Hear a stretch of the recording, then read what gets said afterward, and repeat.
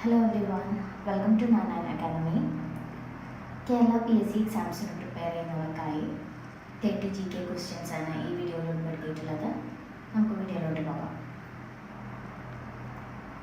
ആദ്യത്തെ ചോദ്യം, ഗോപാലകൃഷ്ണ ഗോഖലെ സ്ഥാപിച്ച സെർവൻസ് ഓഫ് ഇന്ത്യ സൊസൈറ്റിയുടെ മാതൃകയിൽ പ്രവർത്തനം തുടങ്ങിയ കേരളത്തിലെ സാമുദായിക സംഘടന ഏത്? ഗോപാലകൃഷ്ണ ഗോഖലെ സ്ഥാപിച്ച സെർവൻസ് ഓഫ് ഇന്ത്യ സൊസൈറ്റിയുടെ മാതൃകയിൽ പ്രവർത്തനം തുടങ്ങിയ കേരളത്തിലെ സാമുദായിക സംഘടന ഏത്? ഉത്തരം നായർ സർവീസ് സൊസൈറ്റി.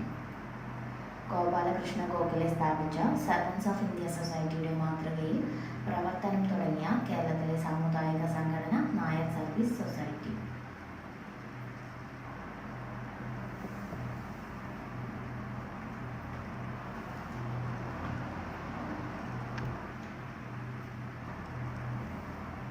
രണ്ടാമത്തെ ചോദ്യം, പഴശ്ശി കലാപം അടിച്ചമർത്തിയ ബ്രിട്ടീഷ് സബ് കളക്ടർ ആര്?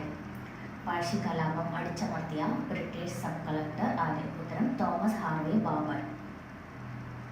പഴശ്ശി കലാപം അടിച്ചമർത്തിയ British sub collector Thomas Harvey Babur.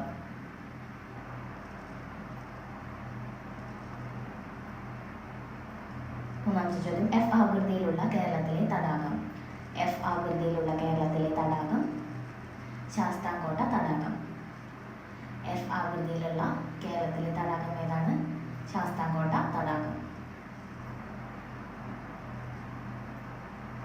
നാലാമത്തെ ചോദ്യം, താർ മരുഭൂമിയിലൂടെ ഒഴുകുന്ന നദി. താർ മരുഭൂമിയിലൂടെ ഒഴുകുന്ന നദി ലൂണി. താർ മരുഭൂമിയിലൂടെ ഒഴുകുന്ന നദിയാണ് ലൂണി.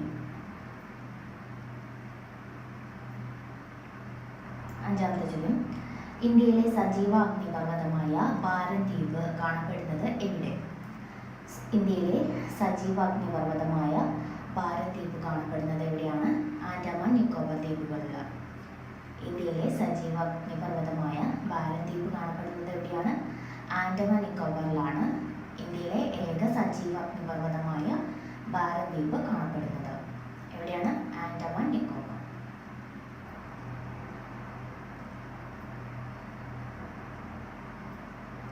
ആറാമത്തെ ചോദ്യം, ഇന്ത്യയിലൂടെ കടന്നു പോകുന്ന പ്രധാനപ്പെട്ട അക്ഷാംശരേഖ. ഇന്ത്യയിലൂടെ കടന്നു പോകുന്ന പ്രധാനപ്പെട്ട അക്ഷാംശരേഖ ഏതാണ്? ഉത്തരം ഉത്തരായന രേഖ. ഇന്ത്യയിലൂടെ കടന്നു പോകുന്ന പ്രധാനപ്പെട്ട അക്ഷാംശരേഖ ഏതാണ്? ഉത്തരായന രേഖയാണ് ഇന്ത്യയിലൂടെ കടന്നു പോകുന്ന പ്രധാനപ്പെട്ട അക്ഷാംശരേഖ.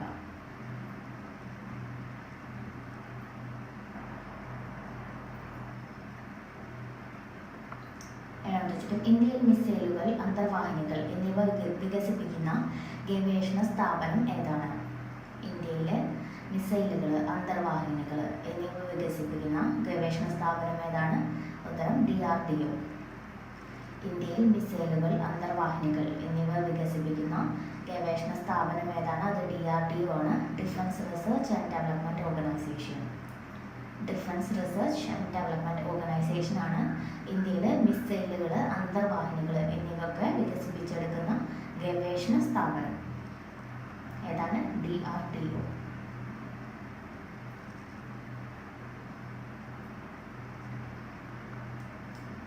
എട്ടാമത്തെ ചോദ്യം, പഞ്ചായത്തി രാജിന്റെ പിതാവ് എന്നറിയപ്പെടുന്നത് ആരാണ്? പഞ്ചായത്തി രാജിന്റെ പിതാവ് എന്നറിയപ്പെടുന്നത് ബൽവന്ത് റായ് മെഹ്ത. പഞ്ചായത്ത് രാജിന്റെ പിതാവ് ബൽവന്ത് റായ് മെഹ്ത. ഒൻപതാമത്തെ ചോദ്യം, ഇന്ത്യയിൽ നിലവിലുള്ള ഔദ്യോഗിക ഭാഷകളുടെ എണ്ണം. ഔദ്യോഗിക ഭാഷകളുടെ എണ്ണം 22. ഇന്ത്യയിൽ നിലവിലുള്ള ഔദ്യോഗിക ഭാഷകളുടെ എണ്ണം എത്രയാണ്? 22.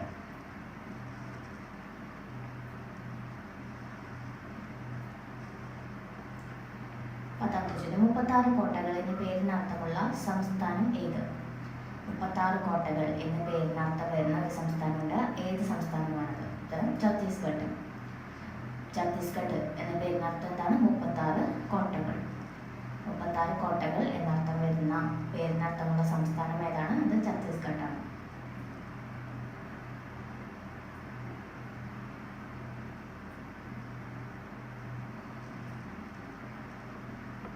പതിനൊന്നാമത്തെ ചോദ്യം, ഇന്ത്യയെ വടക്കേ ഇന്ത്യ, തെക്കേ ഇന്ത്യ എന്നിങ്ങനെ വേർതിരിക്കുന്ന മലനിരകൾ. ഇന്ത്യയെ വടക്കേ ഇന്ത്യ, തെക്കേ ഇന്ത്യ എന്നിങ്ങനെ വേർതിരിക്കുന്ന മലനിരകൾ വിന്ധ്യ പർവ്വത നിരകൾ. ഇന്ത്യയെ വടക്കേ ഇന്ത്യ, തെക്കേ ഇന്ത്യ എന്നിങ്ങനെ വേർതിരിക്കുന്ന മലനിരകൾ ഏതാണ്? വിന്ധ്യ പർവ്വതനിരകൾ.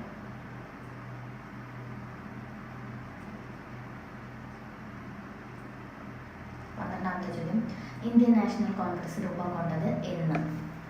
ഇന്ത്യൻ നാഷണൽ കോൺഗ്രസ് രൂപം കൊണ്ടത് എന്ന്? ഉത്തരം 1885 ഡിസംബർ 28. 1885 ഡിസംബർ 28-നാണ് ഇന്ത്യൻ നാഷണൽ കോൺഗ്രസ് രൂപം കൊണ്ടത്.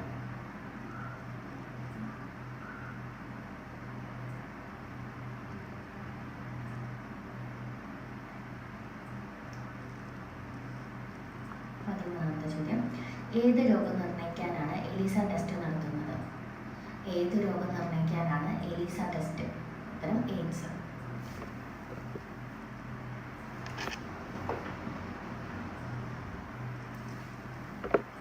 ഏത് രോഗം നിർണ്ണയിക്കാനാണ് എലിസ ടെസ്റ്റ് നടത്തുന്നത്? എയ്ഡ്സ് രോഗം നിർണ്ണയിക്കാനാണ് എലിസ ടെസ്റ്റ് നടത്തുന്നത്.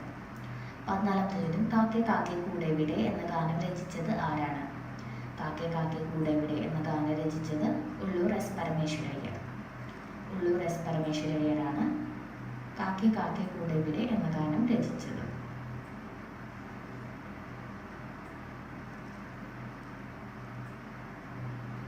15ാമത്തെ ചോദ്യം, ദാരിദ്ര്യ നിർമ്മാർജ്ജനം ലക്ഷ്യം വെച്ചുകൊണ്ടുള്ള പഞ്ചവത്സര പദ്ധതി ഏതായിരുന്നു? ദാരിദ്ര്യ നിർമ്മാർജ്ജനം ലക്ഷ്യം വെച്ചുകൊണ്ടുള്ള പഞ്ചവത്സര പദ്ധതി ഏതായിരുന്നു?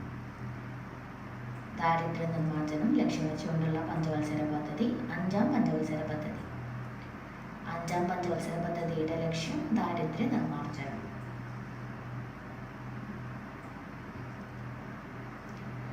16ാമത്തെ ചോദ്യം, ഇന്ത്യയുമായി അതിർത്തി പങ്കിടുന്ന ഏറ്റവും ചെറിയ രാജ്യം ഏതാണ്? ഇന്ത്യയുമായി അതിർത്തി പങ്കിടുന്ന ഏറ്റവും ചെറിയ രാജ്യം ഭൂട്ടാൻ.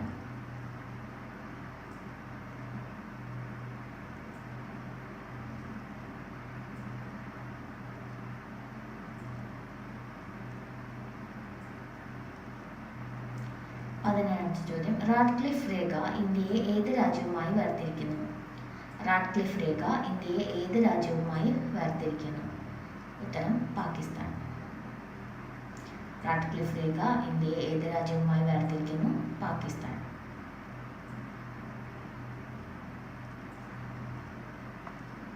18ാമത്തെ ചോദ്യം, ദേശീയ വനിതാ കമ്മീഷൻ നിലവിൽ വന്ന വർഷം? ദേശീയ വനിതാ കമ്മീഷൻ നിലവിൽ വന്ന വർഷം 1992. ദേശീയ വനിതാ കമ്മീഷൻ നിലവിൽ വന്ന വർഷം 1992.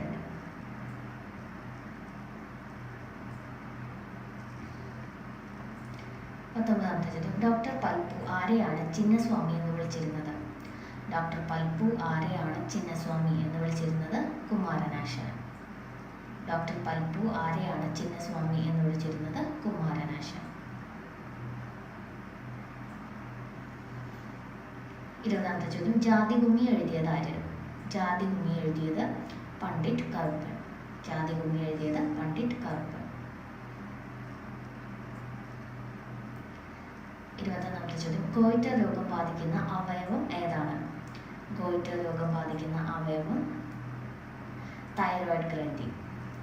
ഗോയിറ്റർ രോഗം ബാധിക്കുന്ന അവയവം ഏതാണ്? തൈറോയ്ഡ് ഗ്രന്ഥി. ഗോയിറ്റർ രോഗം ബാധിക്കുന്നത് തൈറോയ്ഡ് ഗ്രന്ഥിയാണ്. 22ാമത്തെ ചോദ്യം, മണ്ണെണ്ണയിൽ സൂക്ഷിച്ചു വയ്ക്കുന്ന ലോഹം.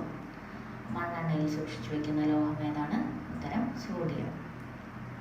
മണ്ണെണ്ണയിൽ സൂക്ഷിച്ചു വയ്ക്കുന്ന ലോഹം ഏതാണ്? സോഡിയം. 23ാമത്തെ ചോദ്യം, വൈക്കം സത്യാഗ്രഹം നടന്ന വർഷം? വൈക്കം സത്യാഗ്രഹം നടന്ന വർഷം 1924. 24ാമത്തെ ചോദ്യം, വയൽവാരം വീട് ആരുടെ വസതിയായിരുന്നു? വയൽവാരം വീട് ആരുടെ വസതിയായിരുന്നു? ഉത്തരം ശ്രീനാരായണ ഗുരു. വയൽവാരം വീട് ആരുടെ വസതിയായിരുന്നു? ശ്രീനാരായണ ഗുരു. 25ാമത്തെ ചോദ്യം, ചോർച്ച സിദ്ധാന്തം ആരുടേതാണ്? ചോർച്ച സിദ്ധാന്തം ആരുടേതാണ്? ഉത്തരം ദാദാഭായ് നവറോജി. ചോർച്ച സിദ്ധാന്തം ആരുടേതാണ്? ദാദാഭായ് നവറോജിയുടേതാണ് ചോർച്ച സിദ്ധാന്തം അഥവാ ട്രൈബൽ തിയറി. 26ാമത്തെ ചോദ്യം, 2025 പത്മവിഭൂഷൺ നേടിയ മലയാളി? 2025 പത്മവിഭൂഷൺ നേടിയത് MT വാസുദേവൻ നായരാണ്. 2025 പത്മവിഭൂഷൺ പത്മഭൂഷൺ നേടിയ മലയാളി ആരാണ്? MT വാസുദേവൻ നായർ. 27ാമത്തെ ചോദ്യം, ISRO ചെയർമാനായി 2025 ജനുവരിയിൽ അധികാരമേറ്റത്? ISRO ചെയർമാനായി 2025 ജനുവരിയിൽ അധികാരമേറ്റത് ഡോക്ടർ വി നാരായണൻ. ISRO ചെയർമാനായി 2025 ജനുവരിയിൽ അധികാരമേറ്റത് ഡോക്ടർ വി നാരായണൻ.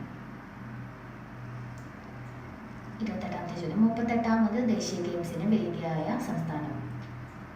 38ാമത് ദേശീയ ഗെയിംസിന് വേദിയായിരുന്നത് ഉത്തരാഖണ്ഡ്.